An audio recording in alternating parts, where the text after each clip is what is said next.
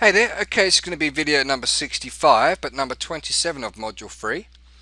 Alright, and what we're going to do here is show you how to use the RSI in conjunction with the ADX. Now the ADX is all fair and well using on its own, but you're not going to get really strong signals out of it. Alright, so what I'm going to do is actually show you another way how we can use the ADX in our favour. But first of all, I want you to pay attention to the ADX right now before I actually give you any examples. These are some areas in there that I've actually put in there from a previous setup, so I'm going to explain those in a little while. Alright, so let's go ahead and show you the RSI. Now the RSI, as we may recall from already, when the market goes from a low state up to a high state and it continues to go sideways with the RSI, alright, that is definitely an overbought an overbought area. Okay, so the market needs to come down. Alright, same likewise when it's hovering down the bottom sideways and it's in an oversold area. The market isn't really overbought or oversold when you just see one little peak and then up the top and then one little peak down below. Like for instance, you see that here this comes up and it peaks the top of that line just the one time and it doesn't go sideways for ages. Alright, and you can see how it comes back down here and there's a little peak down a little below, but it doesn't keep going sideways for a long time. But here you can see it does go up high for quite some time. It just hovers. Alright, and then the market does drop eventually. Alright, so here we can see that the market from that point went sideways for a bit, so you know that this trend here is definitely overbought, so it has to come down. Alright, we can use our initiative and see basically when it's going to come down by taking a look at these highs, and is this where this trend going to stall. So we're using all of this information to our advantage, and then basically we're looking for a confirmation from the ADX, and right now the ADX is not telling us to go short on this particular currency pair. Alright, so what we need to take a look at is for some other signals as well. Alright, so any time that you see where the market has basically done that, where it's gone sideways at these top of these levels, then you know that the market's going to change direction. So once we understand this, we need to sort of find an area in the market where we can actually take advantage of it. Alright, let's go back to this other one because I think this one would have actually turned out a loser. Oh no, it wouldn't. Okay, what I basically look at is the very point at where the negative and the positive directional index cross. And at that particular point, I want to make sure that the black line is also above the 30 level. So let's go ahead and get that line tool out. And I'm going to place it right there, and you can see the black line isn't above that 30 level. But the positive and negative directional index do actually cross over. Okay. Now that's not a signal. So that's going to be no good for me. Alright, so I'm going to keep on moving along, and I can see that there's some buying area up here where it's been overbought, so it looks like the market's going to reverse. So I'm looking for another signal. Alright, so the another signal comes in right about there. Now this is where you'd need to use a little bit of common fruit punch, alright, to determine whether you're going to go short right here. And as you may recall, we need to go back and look to the left to see if this actually is an area where we could actually go in and take a look at. Alright, so here is a bit of rejection around about here, there's some around about there, and we keep on going. We can see that this is where the signal appeared for a short signal. We're right on a support line, so we would not take a sell opportunity on a support line. Okay, so we keep on moving along. We're trying to look for these overbought and oversold areas. Alright, and we can see that there's just a little peak there. It's not terribly overbought, but there's a little sign of it, but nothing in great leaps and bounds. So we're going to keep on going, and here we can start seeing it's getting a little bit stronger, and the market does need to reverse a little bit Alright, so here we're looking for an area where the market crosses, and we want that black line to be above the 30 at the time as well. And it is. We might need to be forgiving 1 or 2 bars. There's not really, and it's, I can't really see right there, but that's pretty close. It's not a perfect signal because there are kind of some iffy points in there that don't really meet my rules. And the rule basically, I wanted to see this RSS line come down and hit 50 or below 50 from that long overbought area, but it hasn't actually done that. So I might have actually probably waited or looked at some other analysis, maybe looking at a different indicator or something like that, and maybe using say 3 or 4 different types of signals and seeing how many of those different types of signals all line up with each other. And if I get like a unanimous kind of result back, then I will take that trade on. Alright, so that's another thing as well, is don't always go on in trades when you're not quite certain. Alright, because this will also extend the longevity of your account balance, and hopefully it should give you a little bit of confidence and that because you've made the right decision by staying out of that trade.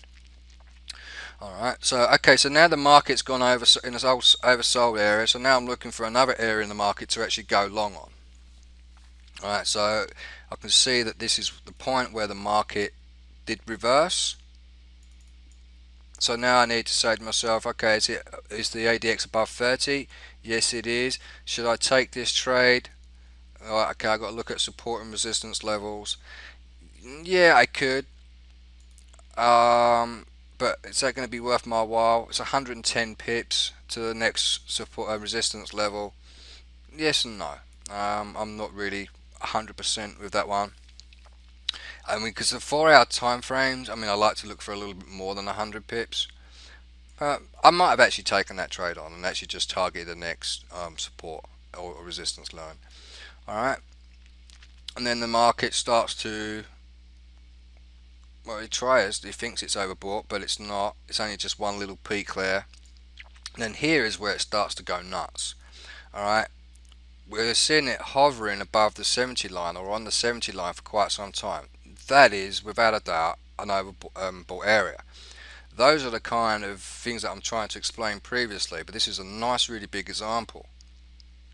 Alright, and now I'm looking for an area to go short. So I see for quite some time that the market is crossing over at certain areas. We can also see, like, I mean, you might have chose this one to go long on, but the black line isn't above the 30 line.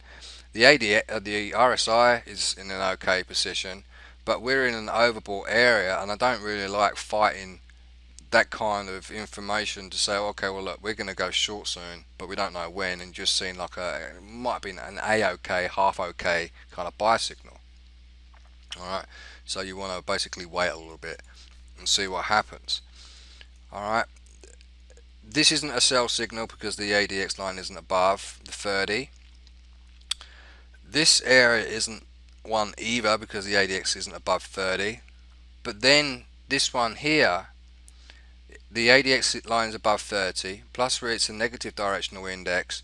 Well, now we can start to see that this overbought area has taken quite some time for it to really sort itself out, and then eventually the lines come through. All of our areas actually match up.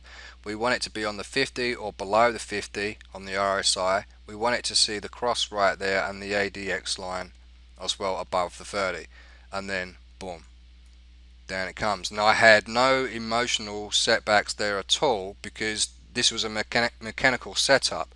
I was waiting for those areas to be filled, and once they're filled I can then go ahead and execute that trade.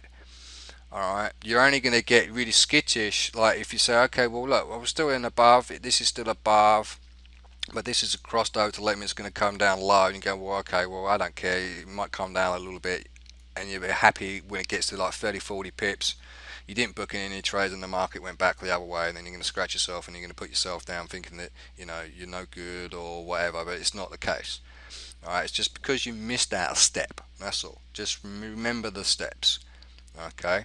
Because trading is really it is easy, but it's hard as well. But the hardest part of trading is the emotional control.